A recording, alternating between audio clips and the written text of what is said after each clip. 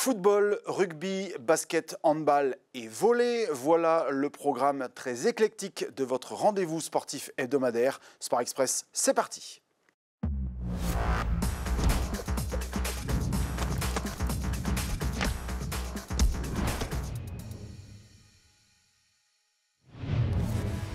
Salut à toutes et à tous, c'est toujours un plaisir de vous retrouver sur ILTV pour parler de sport et des principaux résultats du dernier week-end. Vous connaissez la chanson, on commence par le football féminin et la première victoire de la saison pour Hénin-Beaumont en Régional 1. Après un nul et une défaite, le FCF a donc tout connu cette saison en championnat avant de recevoir Beauvais le 12 octobre. Mais avant cela, les Élinoises seront à Valenciennes pour le troisième tour de la Coupe de France. Chez les garçons, c'était justement le quatrième tour de cette Coupe nationale. Sur les 4 clubs de l'agglomération encore en lice, 3 sont sortis vainqueurs. Sans trembler pour Montigny et pour l'Olympique héninois. Et en passant par la stressante épreuve des tirs au but pour le Roche Carvin, qui sera l'un des tout petits poussés régionaux au 5e tour. L'aventure s'arrête malheureusement au 4e pour l'US Courcelles, qui n'a pas réussi à renverser le rapport de force face à une équipe hiérarchiquement supérieure. Les Courcellois seront donc reversés au 2e tour de la Coupe de la Ligue, une épreuve dont est sorti ce dimanche le Forêt après une courte défaite à Genèche. Voilà pour le ballon rond, on passe au ballon ovale. Le Forêt lançait sa saison à domicile face à Duisan, 6 essais, 3 par mi-temps, allaient permettre aux locaux de l'emporter avec le point du bonus offensif. Le Forêt est attendu à Lens pour le prochain match, ce sera le 12 octobre prochain. Avant de passer au sport de salle, je vous emmène à Hénin-Beaumont pour découvrir ensemble le futur équipement qui accueillera notamment les clubs d'escrime et de gymnastique à partir de 2027. Un équipement financé en partie par l'agglo Hénin-Carvin. Reportage. La salle Lelore, la salle d'armes, l'Atrium ne répondaient plus aux besoins des sportifs, n'étaient plus adaptés et nous avions pour projet de rénover ces équipements. Et il se trouve que la région Hauts-de-France a lancé en décembre 2019 un appel à projet auquel nous avons répondu. Et c'est ainsi qu'en ce vendredi après-midi d'août, la première pierre de l'équipement sportif d'excellence d'Hénin-Beaumont a pu être posée.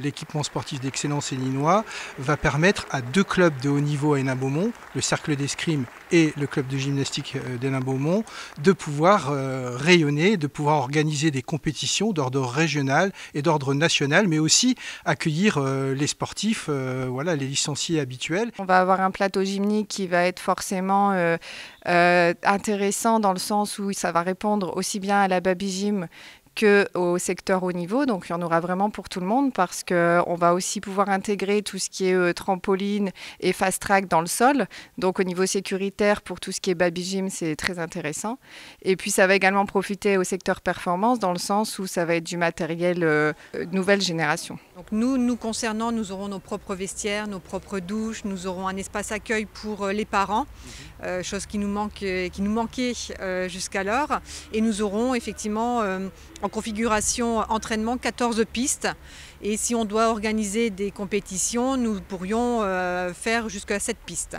Si ce futur complexe dotera ces 2 clubs d'installation de haut niveau, 2 autres pôles d'excellence viendront compléter l'équipement. Dans ce complexe, qui a fait sa force également, c'est que c'est le sport pour tous, c'est-à-dire qu'on va pouvoir au travers une nouvelle salle de sport de 1000 m², offrir du confort de pratique aux scolaires, aux équipes éducatives, des créneaux supplémentaires aux clubs de sport de la ville d'Hénin-Beaumont et aussi, très important, une maison sport santé qui elle aussi aura une rénovation de ses équipements pour permettre d'accueillir les personnes en situation de handicap ou qui sont atteintes de pathologies. Organisé sur 4370 m² de surface planchée, le complexe haute qualité environnementale conservera la façade historique de l'Atrium, tandis que la salle de gym Lelor sera entièrement détruite et reconstruite. Un chantier de 16 millions d'euros financé par la région, l'État, le département et l'agglo Hénin-Carvin. On a la volonté de faire sortir des équipements à travers tout notre territoire, que ce soit des équipements culturels ou des équipements sportifs.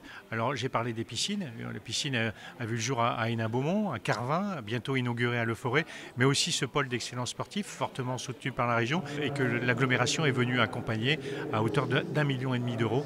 Et donc là aussi, la volonté d'accompagner toutes les communes de l'agglomération sur des projets ambitieux. La ville s'acquittera quant à elle de 30% du montant global. Donc le chantier a d'ores et déjà démarré et ça va nous amener jusqu'à rentrée janvier 2027, premier trimestre 2027, donc inauguration de l'équipement. Voilà pour ce nouvel équipement à venir. Nous, on reprend le cours de ce magazine avec le basket. En National 2, joli rebond de Dourges après la défaite à Kaisersberg de la semaine dernière.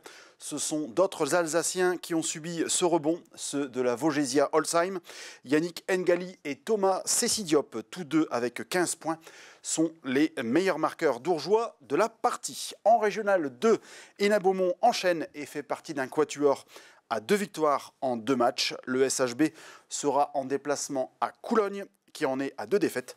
Pour le prochain match. Au même niveau, mais chez les féminines, Carvin l'emporte de 8 points sur la réserve de Douai et remonte en 4e position en attendant de recevoir Méricourt. Ce sera dimanche à 16 h à la salle Rabelais. On reste à Carvin pour le handball masculin.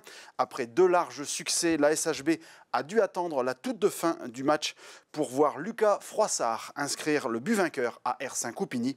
Carvin mène le bal avec Vahani. En excellence, 2e succès consécutif à domicile pour Montigny-en-Goële. Le promu est en embuscade au classement grâce notamment aux 10 buts en 14 tentatives de Théo Baron. 10 buts, c'est aussi la barre atteinte par Corentin Dupuis pour Libercourt en Sambre-Avesnois. 3 matchs et 3 succès pour les Libercourtois en honneur. On termine par le volleyball et l'ouverture du championnat de Régional 1. Wany domine Saint-Amand 3-7-0, mais ce fut serré à chaque manche, notamment la première, remportée 33-31. Direction Aulnois-les-Valenciennes le week-end prochain pour l'Étoile. Avant de refermer ce magazine, tirons un coup de chapeau au club Access Escalade de Rouvroy qui figure une fois de plus dans le top 20 des clubs français. Le groupe compétition rouvroisien se classe au 17e rang national. Un exploit renouvelé qui permet à l'Access de conserver son label Ambition Performance. Bravo à eux. Je vous retrouve la semaine prochaine pour la suite des aventures des clubs et des sportifs de l'agglo. À très bientôt.